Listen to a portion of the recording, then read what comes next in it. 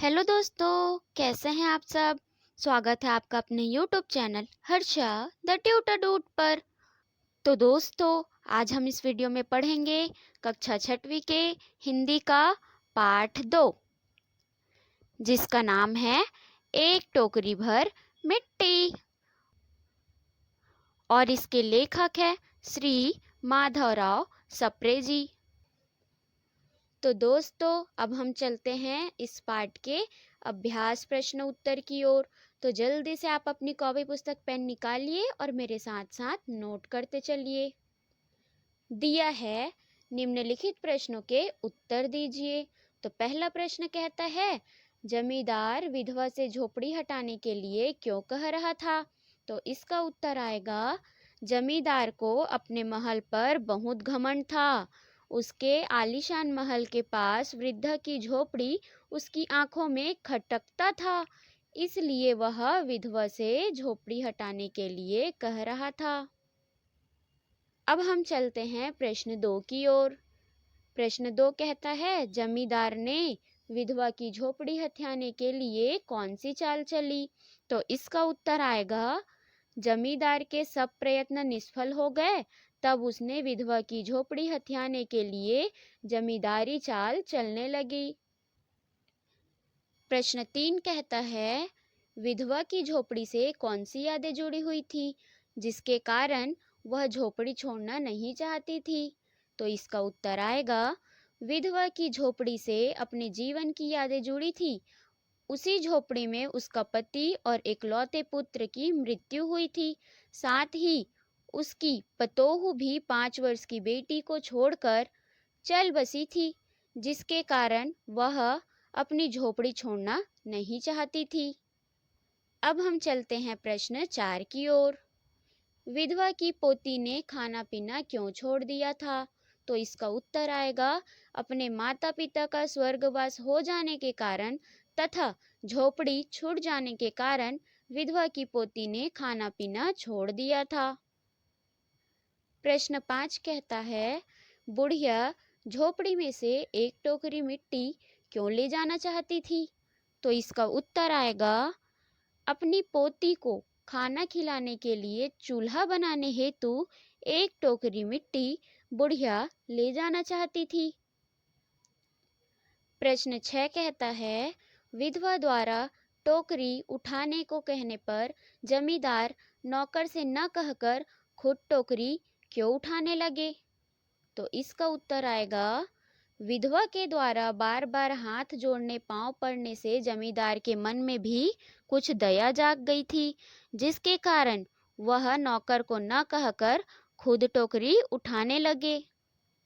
अब हम चलते हैं प्रश्न 7 की ओर। जमींदार को विधवा के सामने किस कारण लज्जित होना पड़ा। तो इसका उत्तर आएगा, जमींदार के द्वारा विधवा के आगे एक टोकरी मिट्टी को उठा ना पाया, जिसके कारण उसे विधवा के सामने लज्जित होना पड़ा। प्रश्न 8 कहता है, जमींदार द्वारा टोकरी न उठा पाने पर विधवा ने क्या कहा। तो इसका उत्तर आएगा, जमींदार द्वारा टोकरी न उठा पाने पर विधवा ने कहा, महाराज नाराज न हो, आपसे तो एक टोकरी मिट्टी भी नहीं उठाई जाती, और इस झोपड़ी में तो हजारों टोकरियां मिट्टी पड़ी है, उसका भार आप जन्म भर कैसे उठा पाओगे। आप इस बात पर विचार कीजिए। प्रश्न 9 कहता है, आपसे एक टोकरी भर मिट्टी नहीं उठाई जाती, और इस झोपड़ी में तो हजारों टोकरियां मिट्टी पड़ी है। विधवा के इस कथन के पीछे क्या भाव रहा होगा। तो इसका उत्तर आएगा, जमींदार घमंड पूर्वक विधवा की झोपड़ी को हड़प लिया था, किंतु विधवा को उस झोपड़ी से अपार लगाव थी। विधवा की इस लगाव के कारण जमींदार एक टोकरी मिट्टी को भी टस से मस नहीं कर सके, जो पूरा झोपड़ी हड़प लिए हो। इस तरह से विधवा जमींदार के हृदय परिवर्तन करने में सफल हुई। अब हम चलते हैं प्रश्न 10 की ओर। इस कहानी का शीर्षक एक टोकरी मिट्टी क्यों रखा गया है। तो इसका उत्तर आएगा, एक टोकरी भर मिट्टी कहानी में मानव मन की भावनाओं का सहज चित्रण हुआ है। विधवा बुढ़िया को अपनी झोपड़ी से लगाव था। झोपड़ी खाली करने के पश्चात उसकी पोती ने खाना पीना छोड़ दिया था। अपनी पोती को खाना खिलाने के लिए तथा जमींदार के हृदय की भावनाओं को बदलने के लिए वह एक टोकरी मिट्टी ले जाना चाहती थी, अतः यह शीर्षक उचित है। दोस्तों, प्रश्न उत्तर हमारा यहाँ तक हुआ कंप्लीट। अब हम चलते हैं भाषा तत्व एवं व्याकरण की ओर। तो दोस्तों, यहाँ पर कुछ जातिवाचक संज्ञा का व्यक्तिवाचक संज्ञा में प्रयोग और उदाहरण दिए गए हैं। आइए हम उन्हें पढ़ते हैं। मैं पूरी जाने वाला हूँ। पुरोहित ने कथा सुनाई। इस आदमी ने चोरी की। तो प्रश्न एक कहता है, अब आप अपने साथियों की सहायता से इसी तरह के 10 वाक्य लिखिए। तो पहला है, इस पक्षी को ध्यान से देखो। उस आदमी को बुलाओ। कौन सा हाथी पागल है? महाराणा प्रताप वीर थे।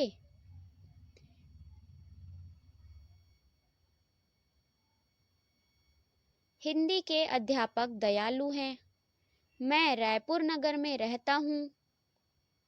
अब हम चलते हैं प्रश्न 2 की ओर। हिंदी में अनेक संज्ञाएं ऐसी है जिनका प्रयोग एक वचन और बहुवचन दोनों में होता है।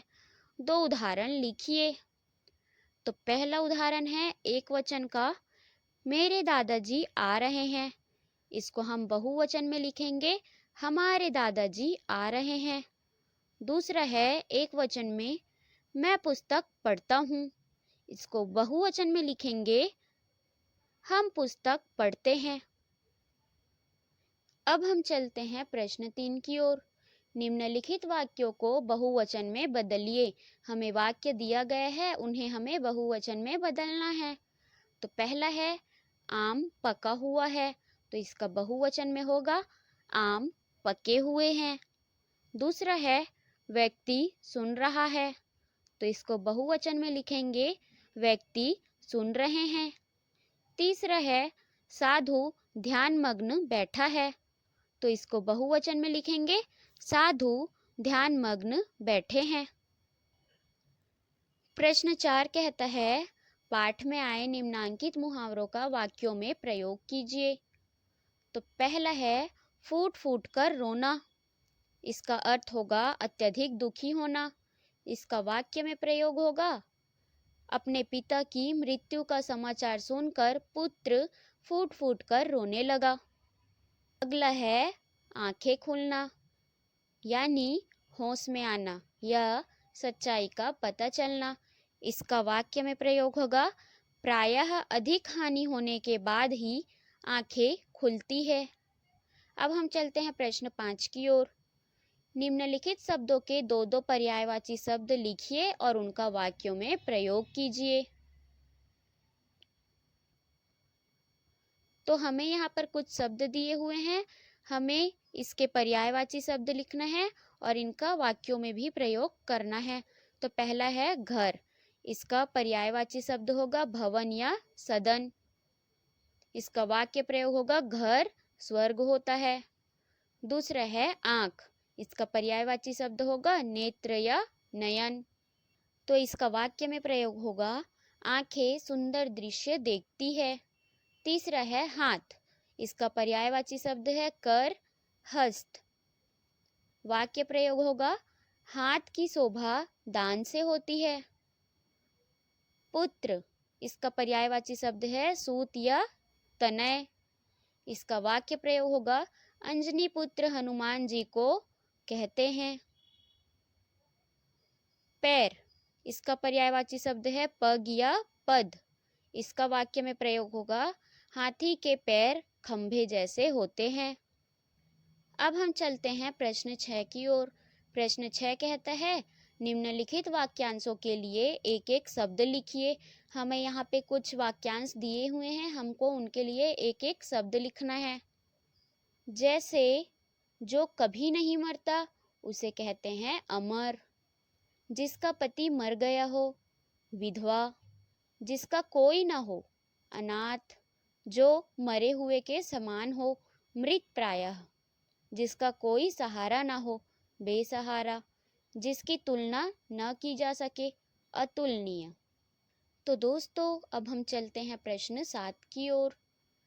आपने स्वर और व्यंजन पढ़े हैं, जैसे कि आ ई उ री ए ओ ये 11 स्वर हैं और क ख ग से लेके आदि व्यंजन हैं।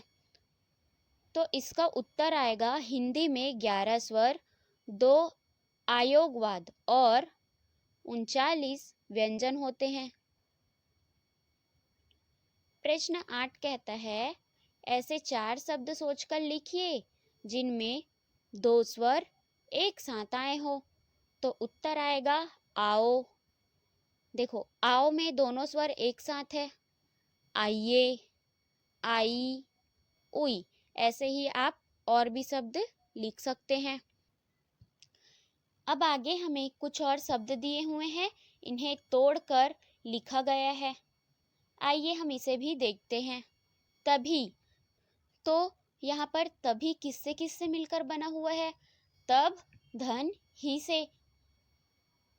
इसी प्रकार तुम्ही, तुम, धन, ही से मिलकर बना है तुम्ही। कभी, कब, धन, भी से, कभी।